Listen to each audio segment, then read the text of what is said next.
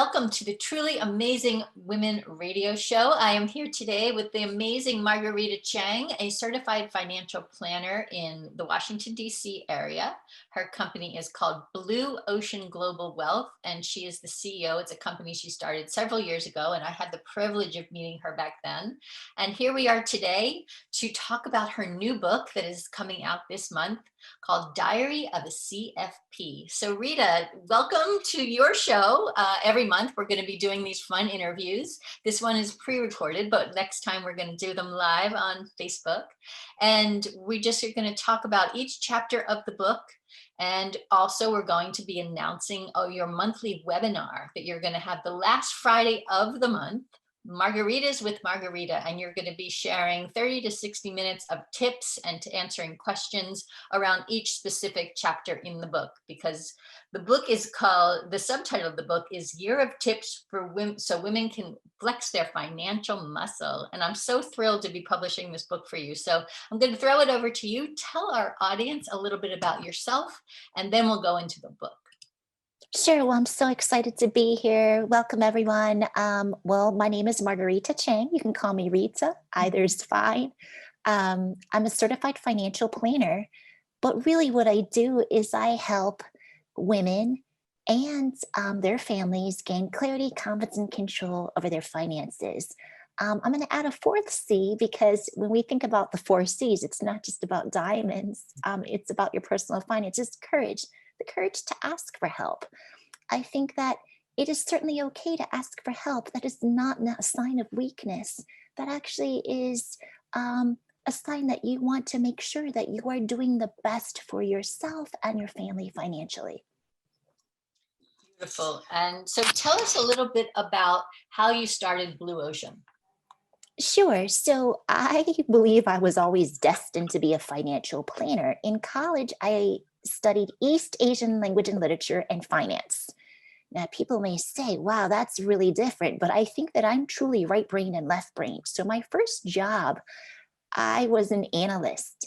And what I had to do is read financial statements and write summaries for English-speaking investors. While I was very good at this job and I was successful, I felt like something was missing. At the end of the day, I felt very disconnected from the client. So when I came back, this is my time in Asia, I decided that I wanted to be a financial planner. But at this time, I was in my 20s. And even though I was 17 going on 40, I know that people were thinking, you know, what do you know about finance? So I decided that I just needed to work hard, live life a little. And so I got married, had 2 kids, bought a house. Actually, this is the order. Got married, had 1 kid, bought a house, had another kid, helped my husband with his career. And that's when I felt that, you know what, I do know a thing or two about personal finance and navigating the many financial milestones that people experience. So I transitioned to a career in financial services. I did that and I worked at a large firm because at that time, I felt it was very important to learn not just the profession, but learn about the industry from inside and out. And then after working at a large firm for 14 years, I decided that I wanted to start my own firm because I wanted to create an experience like no other. And what I mean by that, all too often, the industry is focused on assets under management. Make no mistake, we must save and invest to reach our financial goals, whether that's starting a business, sending kids to college, or retirement. However, what I feel like was missing is we're so focused on the portfolio, but we don't know who the people are behind this portfolio, what their philosophy is, so, and what's important to them. And I found that very troublesome. So I was like, you know what, instead of sitting around complaining about the way things should be, I'm very solution oriented. I decided that I wanted to be the advisor that I wish I had. Beautiful, beautiful. And so now tell us a little bit more about how you have helped women. The introduction to the book and the webinar that on the 29th that you're going to be sharing is going to be the introduction to the book, the 7 important tips you need to know about hiring a certified financial planner. So tell us, let's start there. Why would a woman need a certified financial planner like yourself? Sure. Well, I definitely believe that everybody can benefit from financial planning. Whether you decide to do financial planning on your own or work with a certified financial planner, that's what's right for you. So, I mean, I can make arguments for both, but why financial planning? Financial planning, I truly believe, is for everybody. Financial planning isn't just investing money, but it's taking the time to understand your assets, your liabilities, your income, your expenses, as well as your insurance. So that's the quantitative information, the financial information, but it's also incorporating qualitative information. So your lifestyle, your goals. So, particularly for women, we have so many roles and responsibilities. That's not to say that men don't, that's not what I'm saying. But I found myself, I'm certified financial planner, wife, mother, daughter, and we have a lot of sometimes what I say competing priorities. Having a financial plan helps us have a little bit more focus and clarity. Yeah, it's amazing. So, I've had a financial planner for a really long time because I always outsource the things that I don't know to do. And that's so many things, whether it's my web developer, Max Kukoy, who you also know very well, or my financial planning or my accounting, right? And I think that it's really important, especially when you own your own company, to have this kind of help and support. So talk a little bit more about how someone could come and hire you. What are the steps? Well, sure. The first thing I tell people is you want to make sure that you're getting the right planner for you.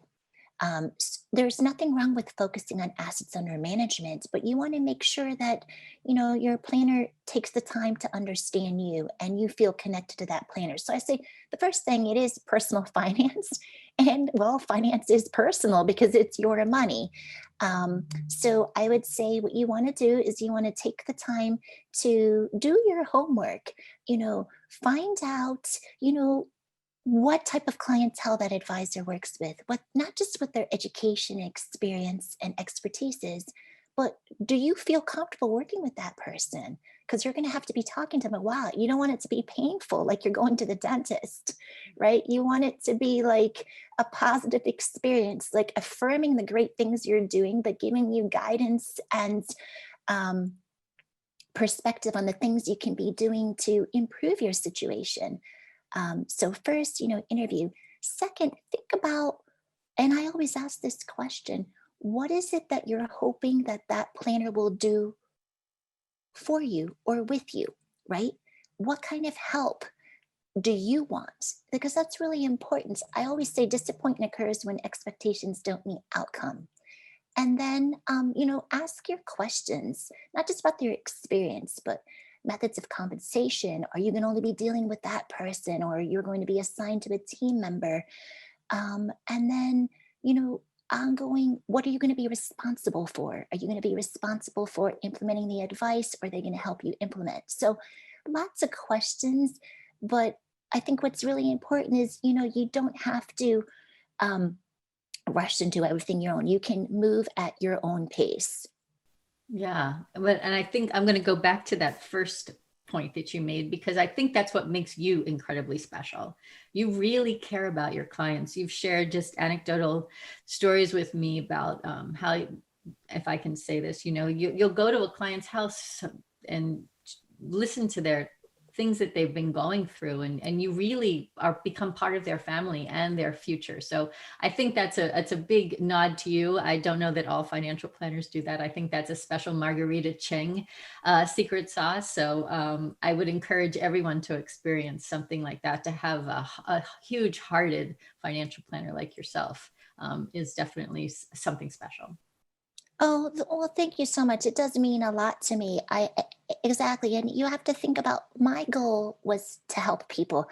I never set out to say, you know what, I want to have 600 um, relationship. I don't know if you can call them relationships if you're working with 600 families, but what I really care about is the quality of the experience that everyone's getting. And there's going to be times when I'm going to tell someone, you know, I'm not the right advisor for you. So this goes back to the question. I actually could be a really good stock picker, but I think I'm best starting with financial planning first and then helping them decide what investments are right for them.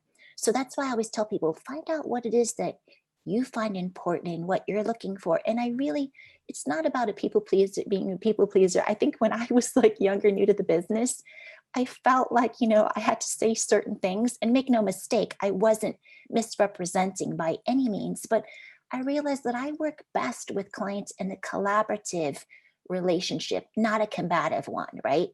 I don't want to be that advisor that like talks over people or talks down to people my way or the highway.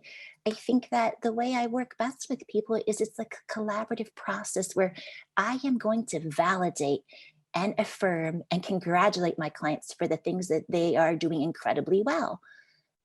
I am not going to shame them or scold them for things that they're not doing so well, because if they knew everything, then they wouldn't need my help. And then the question is, when someone comes to me and is asking for help, they want help. They really don't want judgment.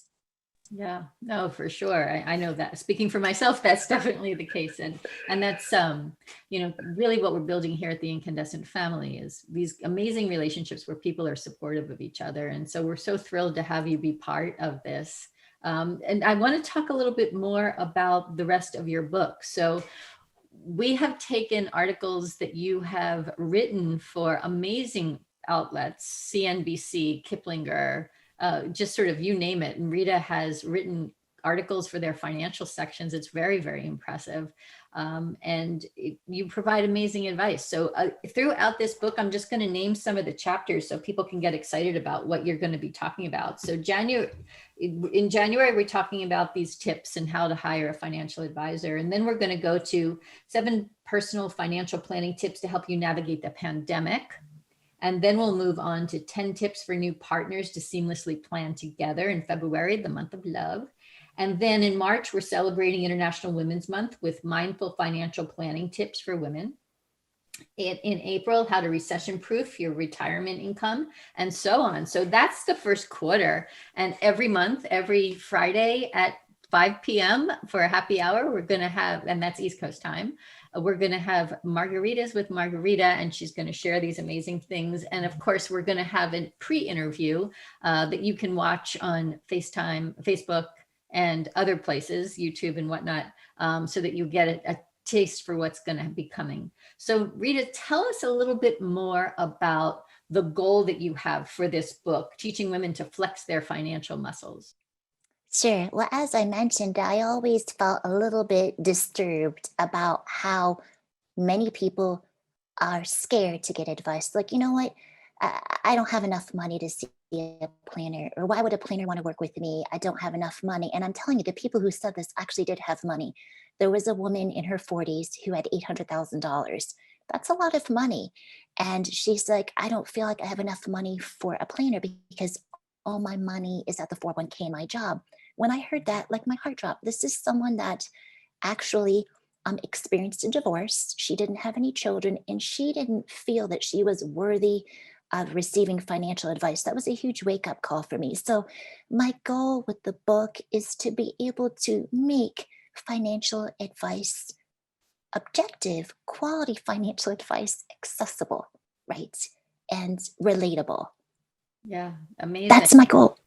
And that's exactly what women need, right? They need that kind of support and that confidence. I've spoken to women who, to me, have quite a bit of money and they don't feel that way. And I think women's relationship with money is complicated and complex, and we're trying to make it less than that, less confusing. And with someone like you as the advisor, it's, you know, whether they hire you as to be their financial advisor or they just purchase your book. And what's cool about the book, I'm really thrilled, you're going to pick a word of the month that women can meditate on, and it's related to the topic as we're flexing our financial muscle.